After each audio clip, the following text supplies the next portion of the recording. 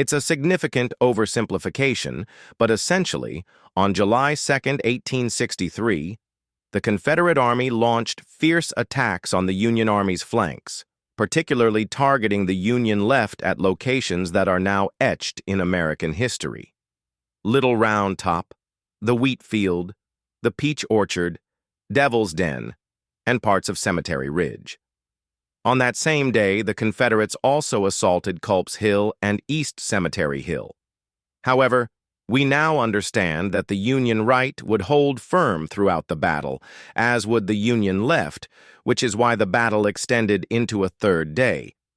This is famously depicted in the Gettysburg movie, where Martin Sheen, portraying Robert E. Lee, remarks, General, the enemy is strong over there. Yes, sir, he's strong over there. Yes, sir. He must be weak in the center.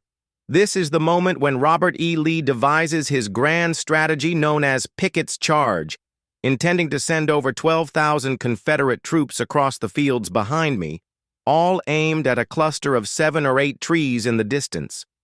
This Pickett's Charge turned out to be a colossal failure for the Confederacy. It stands as one of the most significant failures in Confederate history. In that assault, Robert E. Lee lost 23 battle flags, a greater number than he had lost throughout the entire war up to that point combined. Many question his decision, saying, "I wouldn't have approached it this way." And while it's easy to critique in hindsight, if we consider Robert E. Lee's viewpoint, he had the mountains at his back and was deep in enemy territory without any communication with his capital. He had experienced victory in most of his previous encounters with the Union Army. He had triumphed on July 1st and made some progress on July 2nd. Moreover, Pickett's charge came alarmingly close to success. There is no definitive evidence indicating that George Gordon Meade was prepared to send more than 10,000 or 20,000 troops to reinforce the Union center. There is nothing documented that suggests the Confederate artillery would overfire. Had he triumphed, we would be discussing what a brilliant strategy it was for Robert E. Lee to initiate this attack. To encapsulate it, there's a possibly apocryphal tale. After the Civil War, Robert E. Lee became the president of Washington College, now known as Washington and Lee University.